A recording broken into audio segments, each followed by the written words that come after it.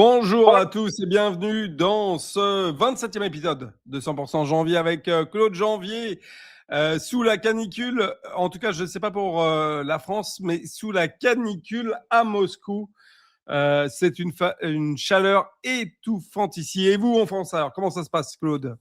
Eh bien, bonjour Alexis, ami internaute du jour. Bien le bonjour. Eh bien, non, la canicule, on a eu un épisode caniculaire, mais là, ouais, il fait de 30, dans les 30 degrés, quoi. C'est pas. Voilà, c'est chaud. Il faut dire, je suis dans le sud de la France, donc il fait chaud. Mais on a quitté l'épisode caniculaire d'il y a 15 jours. 15 jours, on montait presque en plein cagnard à 40 quand même, hein. D'accord. Bon, En eh plein, ben, nous, en plein soleil, hein, en plein voilà. soleil.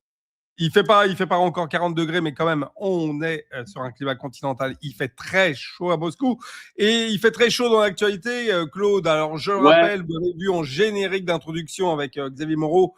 Eh bien, n'oubliez pas, surtout, faites un j'aime, abonnez-vous à la chaîne, partagez cette vidéo.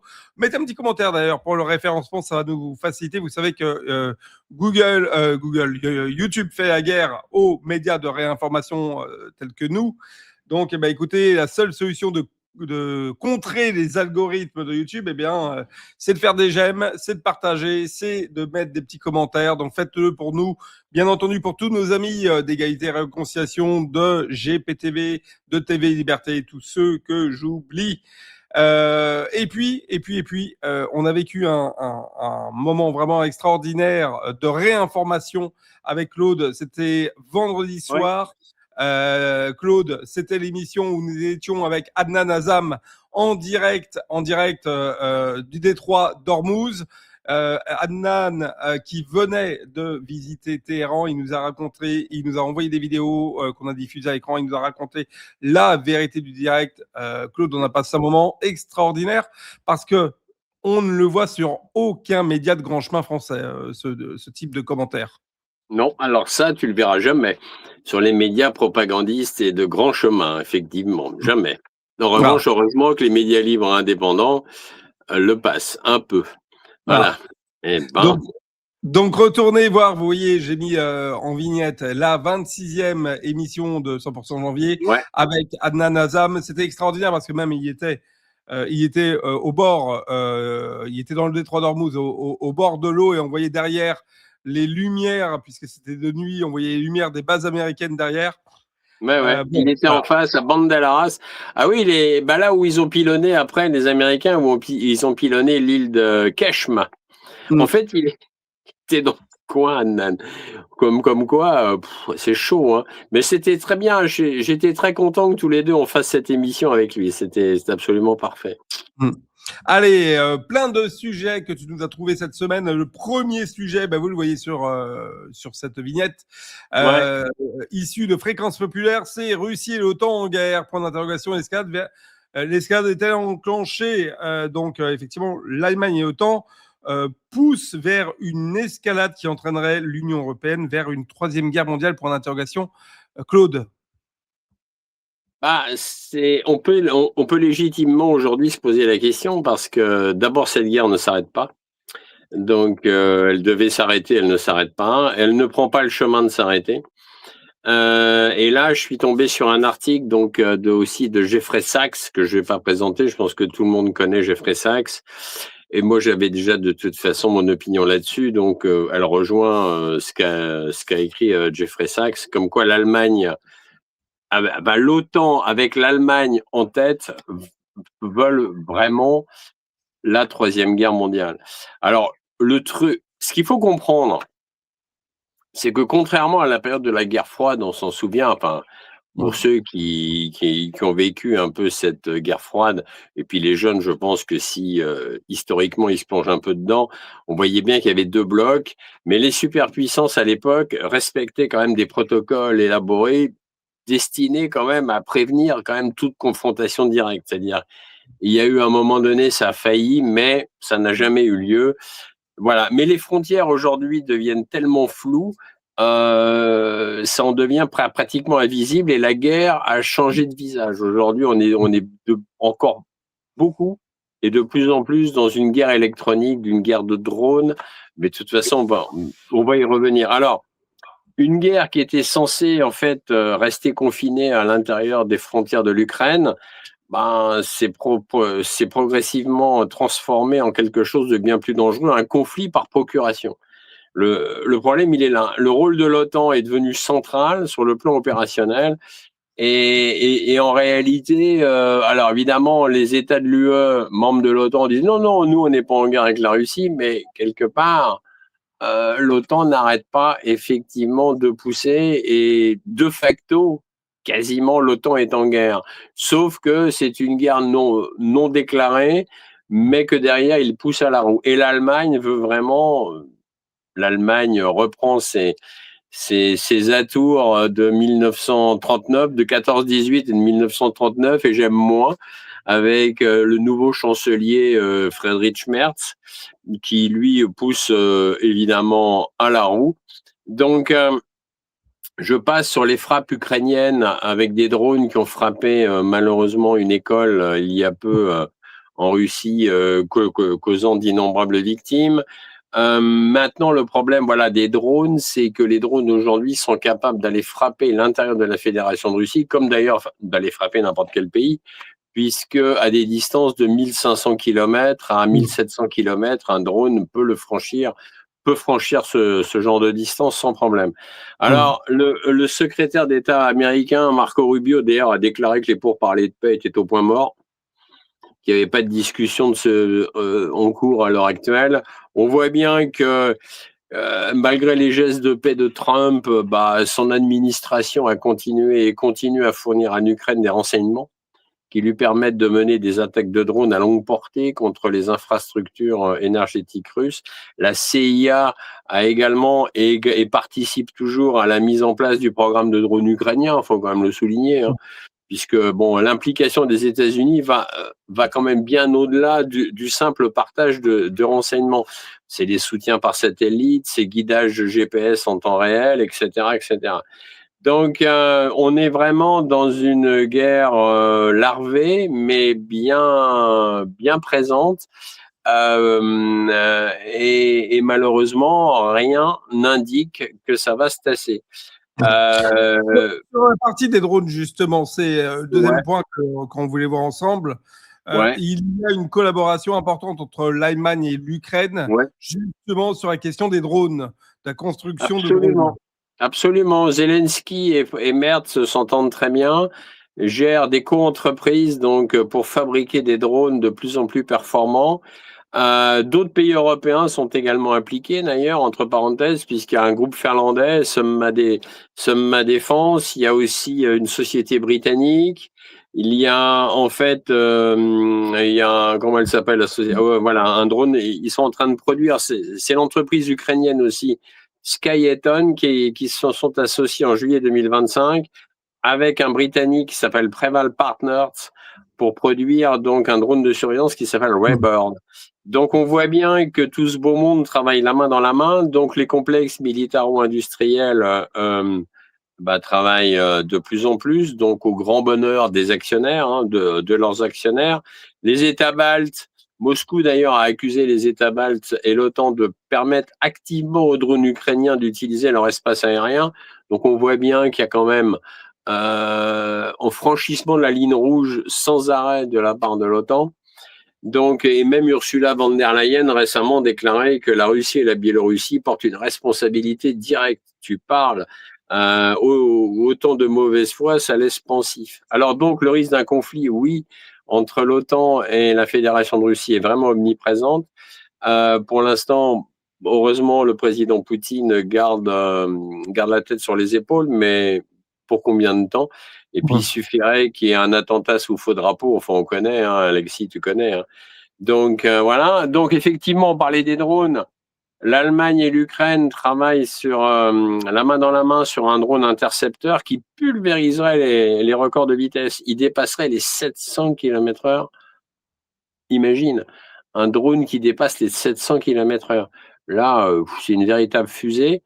Alors, le truc qui, pour l'instant, nous sauve ou sauve tout le monde, c'est que il coûte très cher à la fabrication. Donc, effectivement, pour l'instant, les complexes militaro-industriels préfèrent quand même des drones à moindre coût, hein, parce que quand même, de rien, tout passe par Pardon, le poche. flou, comme on dit, voilà, la monnaie. Mais quand même, ça veut dire que ils travaillent les complexes militaro-industriels européens, donc de l'OTAN et des États-Unis aussi d'ailleurs, travaillent à pleine puissance, y compris le complexe militaro-industriel de l'Ukraine, protégé et poussé par l'OTAN. Donc voilà, c'est pas une très bonne nouvelle tout ça, mais quand on analyse froidement la situation, bon. Voilà, Alors, une nouvelle qui est un peu meilleure, par contre, c'est le revers diplomatique que vient de subir l'Allemagne, qui n'a pas obtenu en fait, le siège qu'il postulait de membre non permanent au Conseil de sécurité de l'ONU. Et d'ailleurs, Frédéric Merz et l'ensemble de la diplomatie allemande a crié au scandale et accusé notamment la Russie d'avoir fait du soft power et du lobbying, comme quoi elle est bonne. Interdit quand c'est la Russie. Donc, elle est excellente, c'est ça. Ben voilà, c'est ça qu'il fallait souligner. Bon, déjà, l'Allemagne, c'est bien, c'est pris un revers. Pas été élu comme membre non permanent, ils n'ont pas apprécié. Donc la présidente de l'Assemblée générale des Nations Unies, donc une Allemande qui s'appelle Annalena Baerbock, elle avait le regard impassible quand elle a entendu la nouvelle, mais renfrogné quand même. Et effectivement, amis internautes, ne pouffez pas de rire, le gouvernement allemand rend la Russie responsable de cette amère défaite et ça a été publié en anglais sur X. Donc je ne l'invente pas, nous ne l'inventons pas. Et ils ont écrit Germany blames Russian for bitter defeat in One Security Council. Waouh, elle est bonne. Je la trouve excellente celle-là quand même. Tu vois, les Russes décidément c'est la faute des Russes de partout, Alexis. Une défaite amère, donc c'est ce qui a été précisé. Voilà, c'est la faute des Russes d'avoir fait en fait du soft power. Alors c'est marrant. Voilà. Hein. C'est drôle, hein. Les États-Unis en font, tout le monde en fait, l'Allemagne en fait, mais quand ils perdent, par contre, là, c'est pas bien. Voilà. Ben voilà. Alors, ça va plus. Le soft power, c'est bien que quand tu gagnes, en fait. Oui, Alexis, quand tu perds, t'aimes pas, en général. Exactement. Alors, autre sujet que tu dois trouver, eh bien là, on arrive directement sur l'Ukraine, directement à l'Union européenne, qui est devenue finalement une véritable usine d'armement pour l'armée ukrainienne, pour le gouvernement ukrainien. Ben, ça confirme un peu ce que je viens d'énoncer. Et en fait, Zelensky, bravo à lui, hein, et il a réussi à transformer l'UE en pion de l'Ukraine qu'il mène par le bout du nez, si tu veux. Donc en plus, Zelensky, il s'en kikine pas, très bon businessman, il encaisse des milliards de l'Europe, il vend aux États du Golfe du matériel militaire qu'il a reçu des Européens pour défendre l'Ukraine. Donc lui, il revend ça aux États du Golfe, entre autres. Hein. Il provoque évidemment l'Ukraine via Zelensky, provoque tous les jours la Russie, bombarde tous les jours, mais il est responsable de rien, c'est l'UE, il se défend, etc., etc. Alors, ce qui est quand même très inquiétant au niveau de l'UE de plus en plus, c'est que dans le cadre de l'initiative PURL, c'est PURL, c'est un sigle, c'est la liste des besoins priorités de l'Ukraine. Alors ça aussi, les pays de l'OTAN et les partenaires se sont engagés à quand même, écoute bien Alexis, écoutez bien amis internautes, se sont engagés à financer l'achat auprès des États-Unis, donc au profit de l'Ukraine, de multiples lots d'équipements et de munitions. Et ça, c'est sur le site de l'OTAN, Internet de l'OTAN. Et donc, depuis août 2025, tiens-toi bien, Alexis, t'es bien assis, le montant des contributions s'est élevé à $1 milliard par mois. Ah ouais, quand même. Quand même, tu vois. Non, mais je veux dire, on a vraiment des dirigeants qui marchent sur la tête. Et d'ailleurs, le 14 juillet 2025, notre président des États-Unis, Donald Trump, avait donné son assentiment d'ailleurs à l'achat d'armes américaines par les membres de l'OTAN. Alors, ce qui est intéressant, voici ce qu'il a déclaré le 14 juillet 2025, donc il y a presque un an en arrière. Nous enverrons des armes à l'OTAN. Et l'OTAN paiera pour ses armes à 100%. Ah oui, quand même. Puis l'OTAN va donner ses armes à l'Ukraine. Et là, tu te dis, ah ouais, c'est bien quand même. Il est bon businessman, lui. Lui, il oblige l'OTAN à acheter des armes, il faut les payer à 100%, et après, il donne un an, l'OTAN, vous avez qu'à après les donner à Zelensky, à l'Ukraine. Ah, ben c'est bien ça. Ah non, mais c'est quand même très très intéressant, quoi.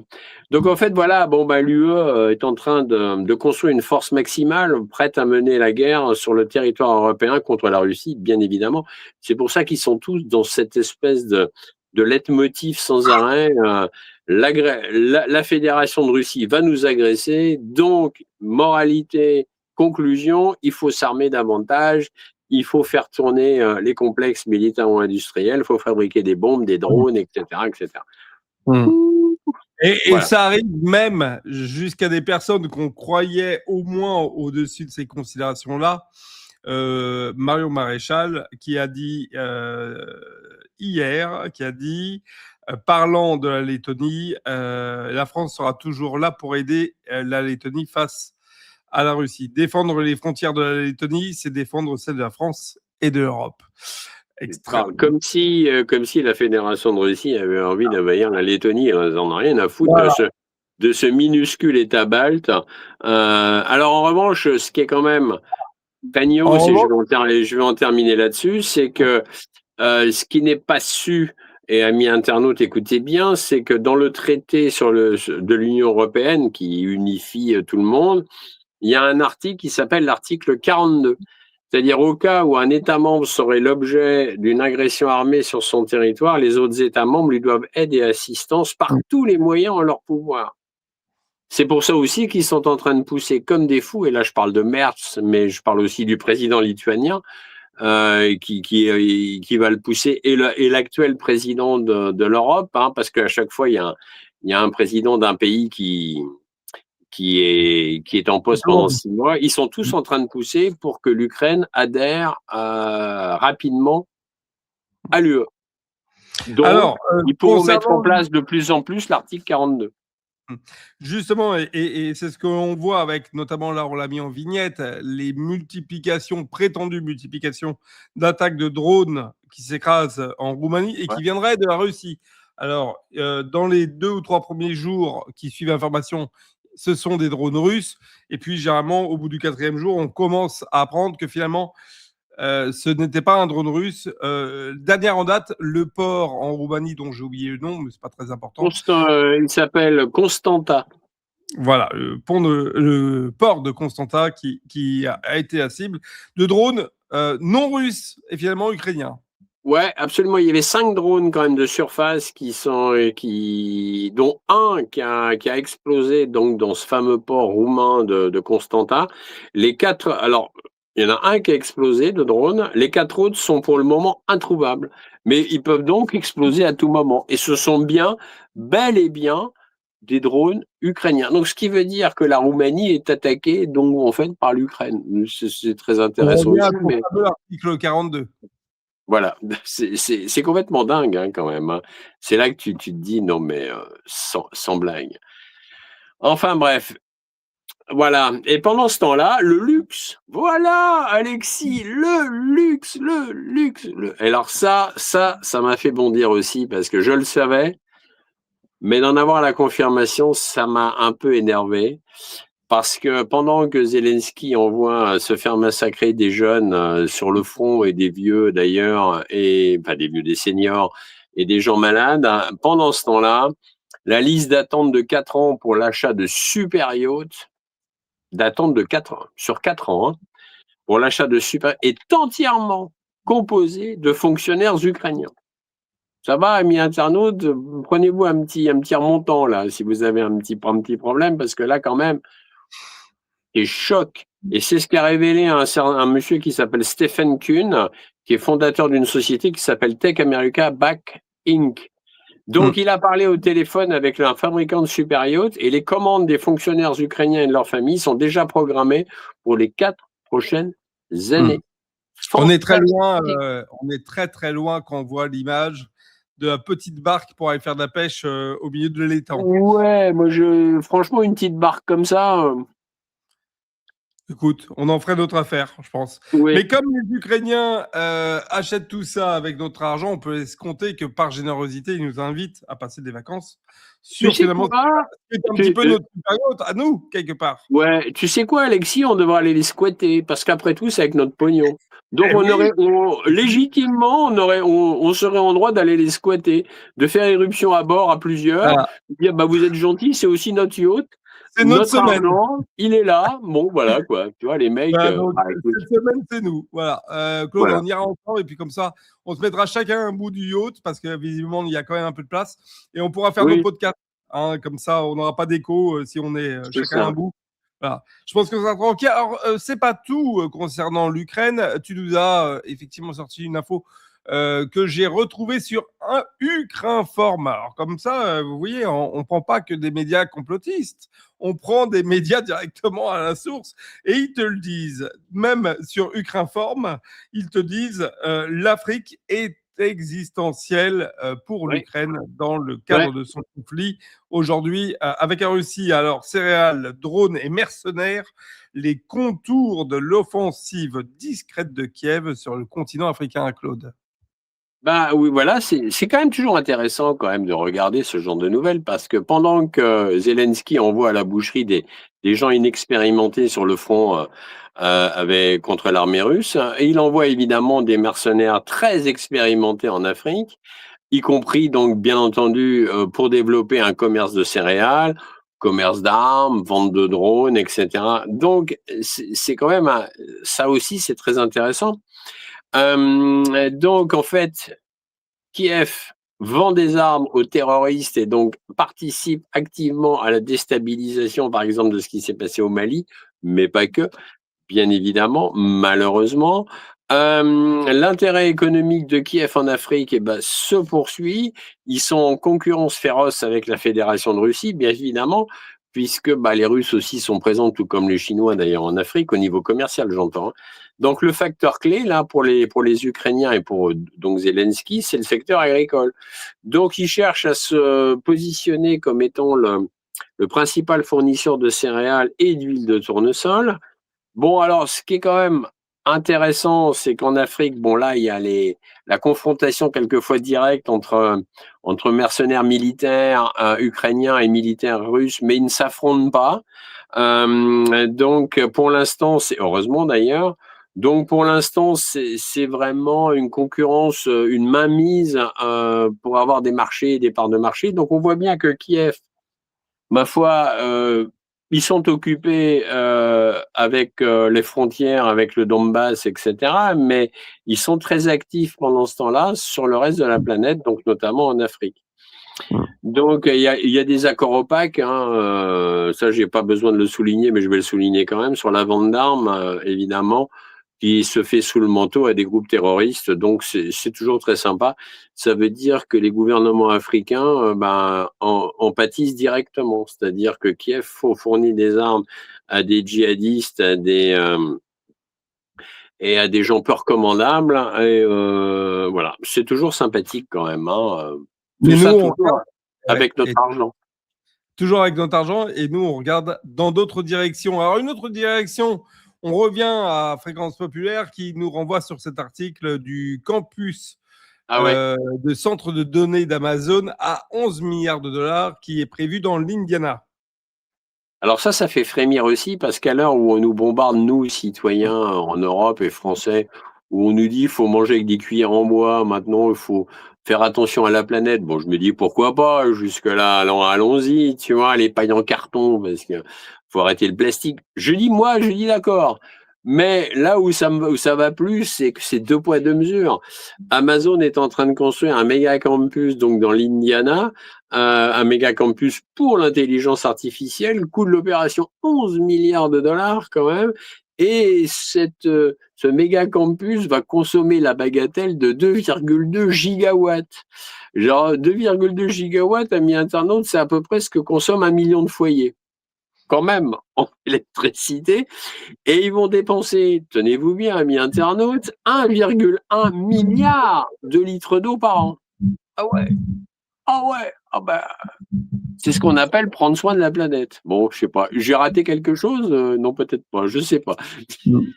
Alors, ce qui est rigolo, c'est que 1,21 gigawatts, c'était ce que consommait un DeLorean pour pouvoir revenir dans le passé, dans Retour vers le Ouais, futur. Donc c'est voilà. vrai. C'est vrai, Donc c'est vrai, c'est vrai. on est à peu près sur les mêmes échelles. Avant de passer à l'info française, parce qu'on ne va pas oublier la France, Claude, hein, Bah ce oui, serait dommage, ce serait dommage. des inepties tricolores. On refait un petit coup de générique publicitaire et tout de suite on se retrouve avec la France.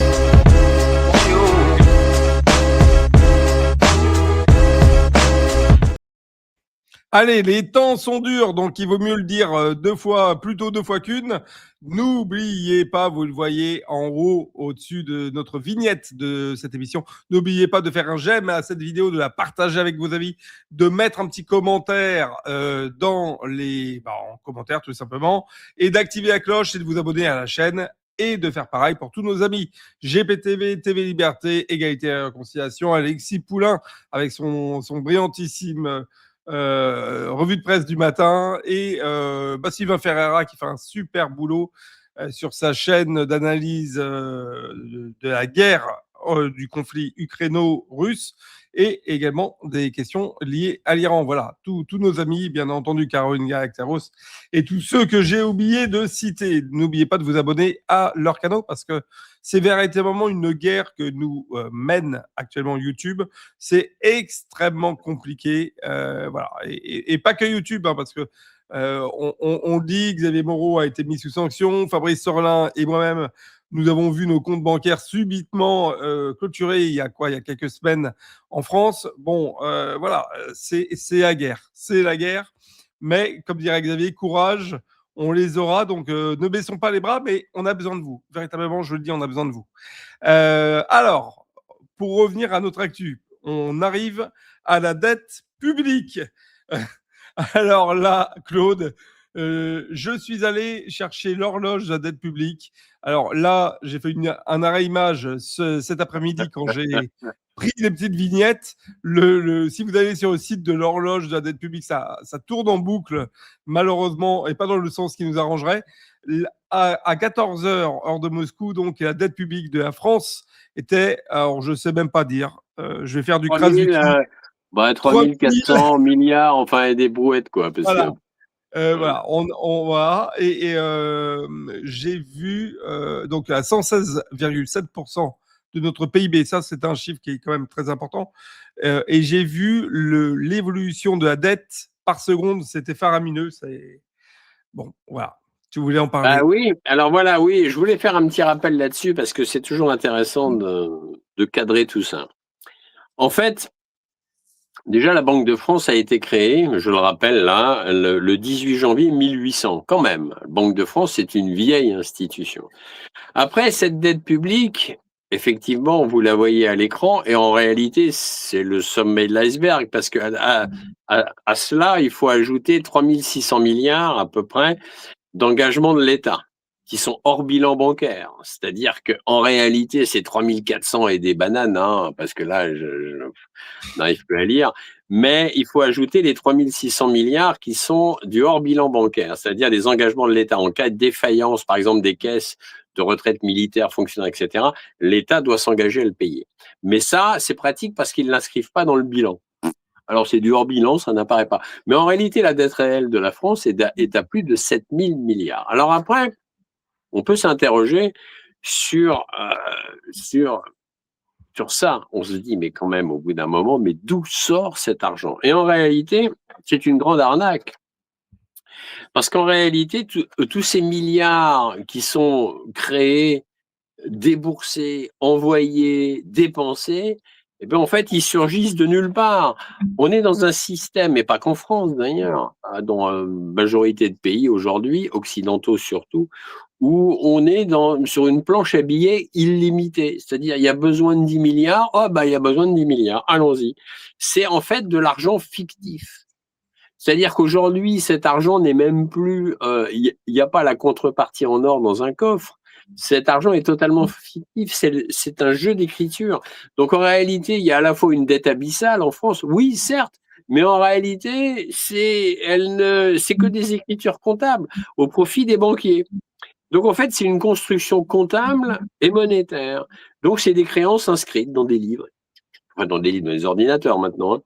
Mais il n'y a pas de l'argent réel qui est sorti des coffres. Alors vous allez me dire, ouais, mais alors, bah oui, bah là le problème il est là. Sauf que cette dette est peut-être totalement irréelle avec de l'argent fictif, sauf que les intérêts que paye l'État français, eux sont bien réels.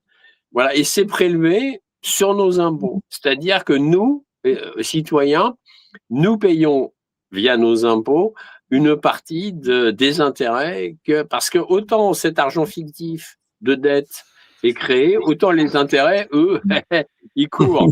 Et c'est intéressant parce que le basculement en France, c'est la loi inique de 1973. À l'époque, c'était Georges Pompidou. Cette loi, d'ailleurs, dite de Rothschild à l'époque, puisque Pompidou, tout comme Macron, on peut faire un parallèle, une liaison. Rothschild, Pompidou comme Macron ont travaillé pour Rothschild. Et cette loi de 1973 a tout basculé, puisqu'avant 73, l'État français pouvait emprunter quasi gratuitement hein, à la Banque de France. Et depuis 1973, l'État français a commencé à emprunter avec des intérêts de plus en plus forts. Voilà.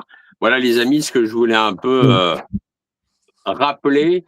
Parce qu'au bout d'un moment, on peut se dire, mais d'où ça sort ce pognon? Bah oui, moi je me suis posé la même question à un moment donné, je me suis dit, c'est pas possible, tu vois. Effectivement, tout ça c'est fictif, mais les intérêts, eux, ne le sont pas.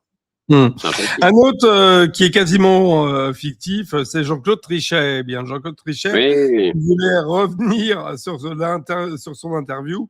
Lui qui a dit qu'il était en faveur, forcément sentant le mouvement positif sur le sujet, il était en faveur d'une Europe fédérale. Voilà, donc il fait partie de tous ces collabos qui veulent vendre et trahir la France pour un intérêt entre guillemets supérieur, géré d'ailleurs par la douce et tendre Ursula von der Leyen, ta meilleure amie, Claude.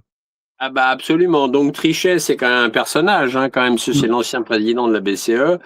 Il a été quand même partout. Et lui, bah, évidemment, il veut une Europe fédérale. Il plaide pour ça. C'est pour ça que je trouvais intéressant d'en parler vite fait. Pour lui, une diplomatie unique, une armée et une défense unique, un exécutif politique unique. Voilà. Bon, eh ben, rien de nouveau sous le soleil. Il est carrément dans la pure lignée des mondialistes, hein, de l'oligarchie financière mondiale apatride qui dirige le monde. Et donc voilà, on est en plein dedans. Et donc Trichet, ma foi, fidèle à ce qu'il est, il plaide pour une Europe fédérale. Et d'ailleurs, nous y engageons malheureusement de plus en plus. Alors, ce qui est intéressant, et je vais en terminer là-dessus, c'est que quand tu lis un peu ce qu'il a dit, c'est qu'il dit qu'il plaide pour une Europe fédérale parce qu'il dit seuls les géants, aujourd'hui, en parlant de pays assez grands ou d'unités assez grandes, peuvent s'en sortir. Ben, c'est faux. C'est totalement faux parce qu'il y a 193 pays dans le monde quand même, et les géants, entre parenthèses, ils se comptent quand même sur les doigts d'une main.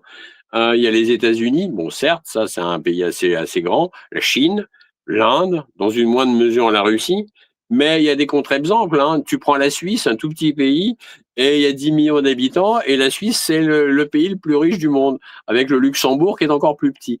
Alors on va me dire c'est la finance, certes, mais pas que. Donc on voit bien que c'est pas parce qu'on va être un géant qu'on va mieux s'en sortir. Ça c'est totalement faux, c'est une idée reçue. Et d'ailleurs, pour preuve, et j'en termine là-dessus, en 96, il y avait 22 millions de pauvres dans l'UE, à peu près recensés en chiffre officiel.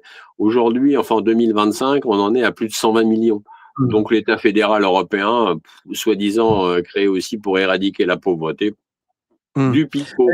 Et je te suis 1000 fois, c'est surtout qui plus est, c'est la destruction d'une nation multicentenaire pour des intérêts purement économiques. Donc, une histoire qu'on a construite au fur et à mesure des siècles, eh bien, tout ça disparaîtrait, une culture, ça disparaîtrait, l'esprit français, ça disparaîtrait. Seul prévaudrait finalement ce machin, ce grand machin, C'est qui serait ça, ce l'Union grand européenne. machin, encadré par des milices Ouais, super armées privées, ouais. qui dès qu'on va bouger une oreille, et d'ailleurs c'est déjà le cas, hein, C'est déjà dès le qu'on cas, bouge hein. une oreille, on se prend des coups sur le museau, des coups de matraque par les gentilles forces de l'ordre. Enfin bon, bref, Ouais. passons. Le camp de la démocratie qui te met sous sanction s'il n'aime pas ce que tu dis, qui te ferme tes canaux, tes Ouais, chaînes, etc., c'est qui ça. font pression sur ta banque pour que tu perdes ton compte, éventuellement sur ton employeur, s'ils peuvent le faire. Bon voilà, c'est le camp du bien à la sauce Young Leader. Très bien. C'est ça. Euh, voilà. Question justice. Alors, question justice, tu voulais nous en parler également. Tu voulais nous parler Oui, rapidement des violences rapidement, urbaine qui avait rapidement, eu puisque lieu après la victoire du PSG en bah Coupe voilà, d'Europe. c'est ça. Écoute, rapidement, bon, on a tous suivi les débordements de joie, entre guillemets, de certains après la victoire du PSG. C'est quand même, ça n'a jamais été aussi haut, hein. Au niveau violence, ça n'a jamais été aussi haut. Donc, Mmh. ça veut dire que quelque part, c'est mal barré parce qu'à chaque fois qu'il se passe une manifestation sportive de haut niveau en France, ou ailleurs, la violence explose et continue Mmh. d'exploser. Donc on voit bien qu'il y a quelque chose qui colle pas. Il y a même un député, Carl Olive, pour ne pas le citer, qui a Oui, sauté à pieds joints sur le capot d'une voiture et qui a commencé à danser dessus. C'est sympa. Moi, ouais. j'aurais été le propriétaire de la bagnole, sans déconner, je me serais pointé à la porte de l'Assemblée nationale et j'aurais dit deux mots Alors, à il Carl a été Olive. J'aurais dit, entendu, et mon coco, tu vas me payer une voiture neuve, tu vois, sans il a déconner. été entendu par l'Assemblée nationale Hmm. et pour se justifier, il a dit bon, qu'il regrettait, qu'il trouvait ça Ouais, puéril, pour reprendre ses mots, mais qui avait été pris dans le feu de l'émotion. Voilà, bah donc tiens donc, oui. Oh, c'est extraordinaire. pratique. C'est pratique, tu me diras, Alexis. Moi, peut-être dans le feu de l'émotion, je vais peut-être aller forcer la porte d'une banque. Bon, ben ça, c'est Mmh. une blague, hein. Bien sûr, je dis que c'est une Souviens-toi blague. qu'on avait Je dis que quand c'est même, une blague deux parce que tu es députés qui avaient obligé de mis. le dire aujourd'hui que c'est Ouais. une blague, parce que sinon, tu en as d'autres qui vont dire, ah, voilà. Mais tu vois le genre, ça peut aller loin Mais, comme ça. mais, mais Claude, tu oublies qu'on avait des députés qui mordaient leur chauffeur de taxi parce C'est qu'ils n'étaient vrai. pas contents. On a Il y en des avait députés, eu de la mordue. ouais, Ah on a ouais. des députés qui avaient mis un coup de casque à un autre député l'envoyant dans le coma. Ouais, ouais. Bon voilà, et je passe toute la Non, ils liste sont de. bien. Enfin, Ils sont bon, bien, ils sont bien. Certains députés sont très sympas. Alors, bon, vite fait pour la justice, eh ben, il y a quand même 26 prévenus qui ont été jugés à Paris. Mais alors là, curieusement, le parquet dit, ah, il faut une réponse pénale rapide. Bon, jusque-là, d'accord. Et graduée. Ah, alors là, tout d'un coup, on se dit graduée. Ouais, ben effectivement, les 26 personnes, ils se sont tapés que du sursis. Bon, alors, si pas de prison ferme, à part ça, bon, s'ils étaient armés, il fallait qu'ils rendent les armes. Donc, ils ont une interdiction de porter une arme. Et, et bon, et puis quelques interdictions de territoire pour certains d'entre eux. Mais quand on voit le système des OQTF en France qui sont censés quitter la France et qui se coulent des jours heureux un peu partout en France, y compris même en province. J'en rappelle Aurillac dans le trou du malade de l'Auvergne. bon, Il y avait un OQTF, il était à l'hôtel, peinard, enfin, tu vois, voilà. Mais en revanche, tu vois, Alexis, et c'est ça qui me navre, et là, franchement, ça me met en colère. Dans le Gers, par exemple, la justice n'a pas eu le temps de s'occuper d'un violeur multisignalé ouais. qui finira par assassiner la petite Liana, quand même. Mmh. Mais un paysan du même département, dans le Gers toujours, qui lui disait il n'y a pas longtemps qu'en moins d'un an, il a fait l'objet par le parquet de Auch, donc la préfecture du Gers, de 4 auditions. Tiens-toi bien, Alexis, pour des messages sur Facebook et une manifestation agricole avec même 7 heures de garde à vue pour une manif à pied. Faut le faire quand même, Ouais, tu ouais. vois. Tu vois. Mais pendant ce temps-là, tu as un violeur pédophile qui, lui, s'en donnait à cœur joie, multisignalé, multirécidiviste, et ça avait l'air d'inquiéter personne. Et Darmanin ne démissionnera pas. Alors ça, c'est quand même intéressant. Il a 70 000 plaintes quand même en France pour viol présumé ou tentative de viol, etc., qui n'ont même pas été examinés. et tu te dis, waouh, et Darmanin, il reste droit dans ses bottes, sans blague. Bah, Tu vois, il reste en revanche, il a mis 200 gendarmes sur les routes du Gers pour empêcher des agriculteurs pour aller manifester contre le Mercosur. On est d'accord, mais Claude, il reste droit dans ses bottes parce que dans un an, potentiellement, il se dit qu'il pourrait être encore Ouais. dans une position pertinente pour les élections présidentielles dont nous ne connaissons toujours pas la date. Fiscalité, également de manière assez succincte, tu voulais nous parler sur la taxe sur les successions. Ouais, alors quand même, boost fiscale qui rapporterait 40 millions d'euros bah, supplémentaires à Bercy. eh ben, écoute, c'est quand même intéressant de décortiquer. Tout d'un coup, je suis tombé sur une brève, évidemment une taxe sur les successions. Figure-toi qu'une dame de 97 ans, quand même, eh bien, hérite tout à coup d'une lointaine cousine qu'elle ne connaissait quasiment pas.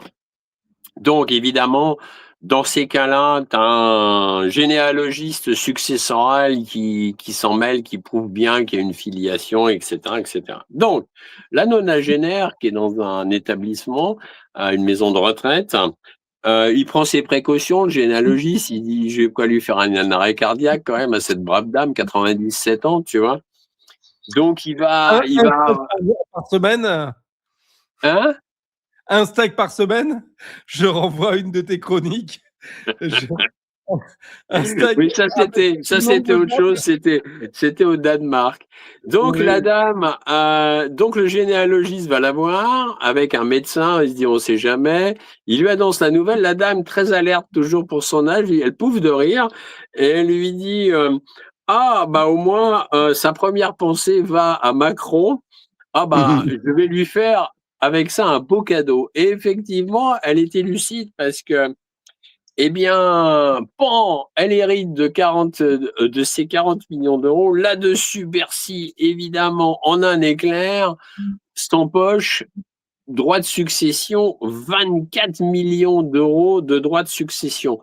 Ne laissons que, entre guillemets, 16 millions d'euros à la bénéficiaire. On va me dire, 16 millions, c'est pas mal. Oui, mais l'histoire ne s'arrête pas là. Parce que cette nonagénaire de 97 ans se dit, c'est bien, moi j'hérite de 16 millions, là, il va me rester 16 millions, mais qu'est-ce que j'en fais? Je vais pas tarder à rejoindre l'au-delà.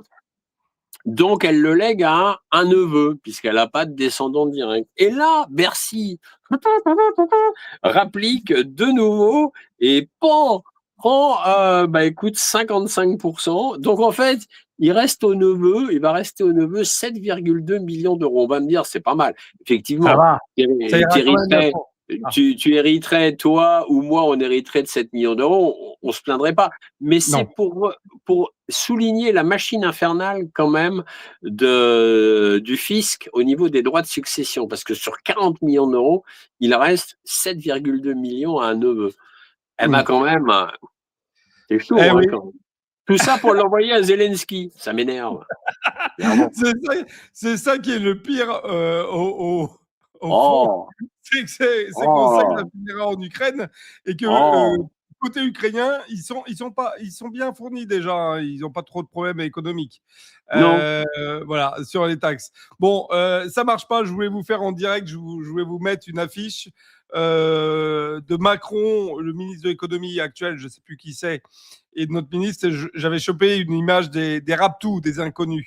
Et oui, les Raptous. Bon, voilà, mon effet, j'ai pas été assez rapide. Tant pis pour. Avec leur clip légendaire. Légendaire. Ouais.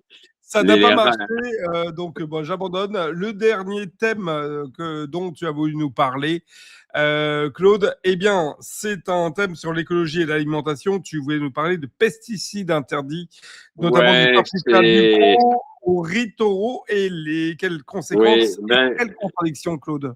Ben, ça me fâche toujours parce que tu connais mon penchant pour l'écologie, mais la vraie écologie, hein, pas l'écologie de pacotille des soi-disant escrologues que nous avons dans les sphères gouvernementales. Et là, quand même, on se rend compte qu'on retrouve tout un tas de produits dangereux, pourris dans la nourriture. Et là, dans du paprika Ducros, pourquoi Ducros se décarcasse? Eh ben, du paprika. avec une dose de pesticides interdits dans du paprika, tu dis quand même incroyable, et dans le riz taureau ailé. Le riz taureau ailé quand même est produit en Camargue. Donc ça a été épinglé, ces deux produits ont été épinglés par une ONG qui s'appelle Foodwatch. Et en fait, ils ont fait contrôler 64 produits ont été testés, 45 présentaient des résidus de pesticides interdits en Europe quand même, et certains en cumulent jusqu'à une vingtaine par produit.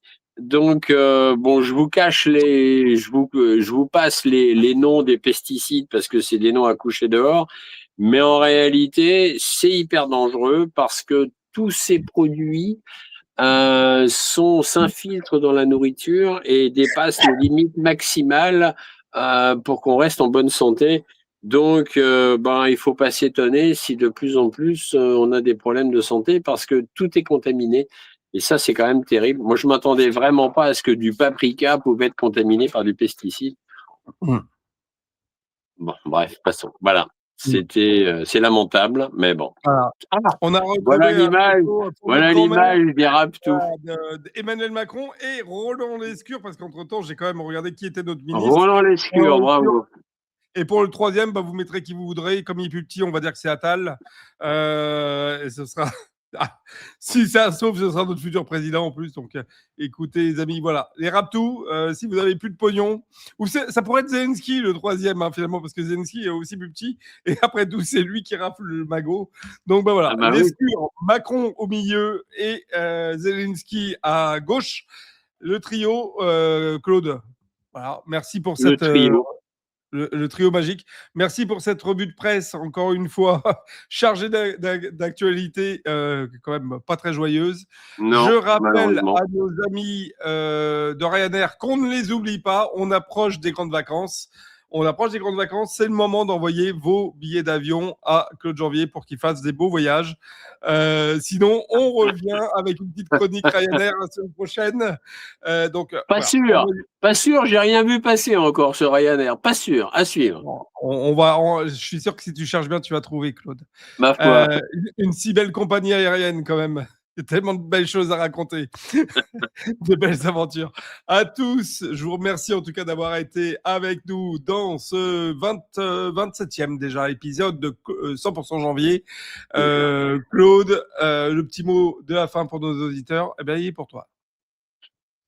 Merci Alexis, amis internautes, un grand merci. Et puis écoutez, n'hésitez pas, il faut promouvoir divergence politique, il faut vraiment promouvoir cette chaîne parce que, voilà, il faut.